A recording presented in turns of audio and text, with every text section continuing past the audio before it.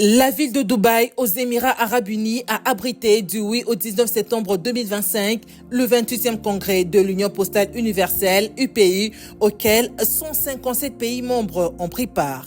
La République démocratique du Congo était représentée par le ministre des Postes et Télécommunications, Maître José Mpanda Kabangu, qui conduisait une délégation des experts du secrétariat général de la Société congolaise des Postes et Télécommunications SCPT et de l'Autorité de régulation des Postes et Télécommunications du Congo à RPTC. Bonne nouvelle pour le pays de Tshisekedi. Il a retrouvé à ses assises son droit de prise de parole et de vote, lequel droit lui était privé depuis 1992, faute de paiement de ses contributions. En effet, avant de se rendre à Dubaï, Maître José Mpanda Kabangu a plaidé auprès du gouvernement pour que les arriérés et les pénalités soient apurés pour redonner l'honneur, le respect à l'État congolais au sein de cette instance et redorer son image dans le concert des nations.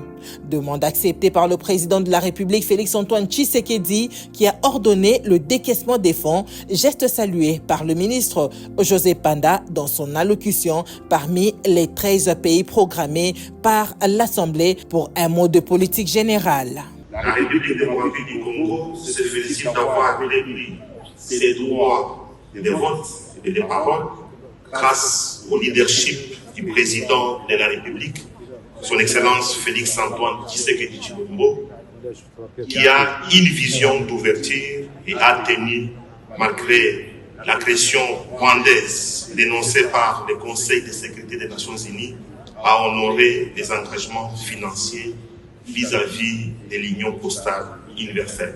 Par la même occasion, le ministre congolais des Postes et Télécommunications a reconnu l'importance de la poste et a sollicité la synergie des pays membres de l'UPU pour transformer le secteur postal en un modèle de durabilité. Nous sommes conscients que la poste n'est plus seulement un service de courrier, mais plutôt une infrastructure vitale qui joue un rôle crucial dans le développement du commerce électronique, de l'inclusion financière, de l'accès aux services publics et la connectivité des zones rurales et isolées.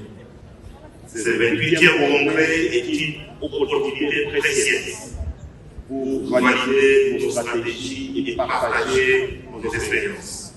Nous comptons sur le soutien et la collaboration de la communauté postale internationale pour atteindre ces objectifs ambitieux.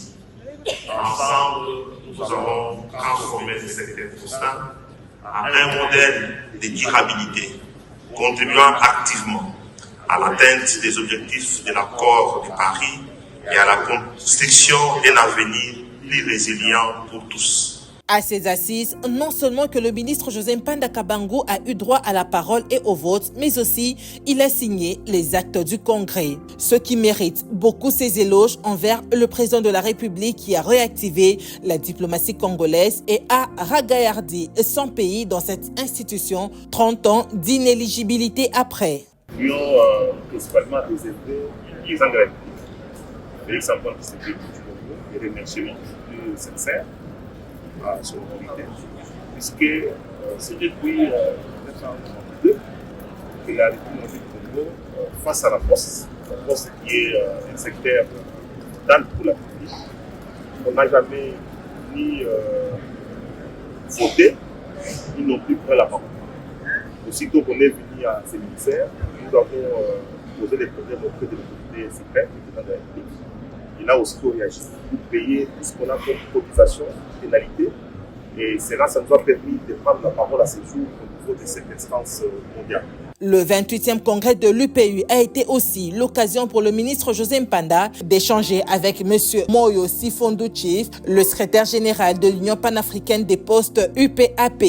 Il a également eu des entretiens avec son homologue slovène ainsi que la vice-directrice de l'Union de nationalité slovène, Madame Marianne Oslovad.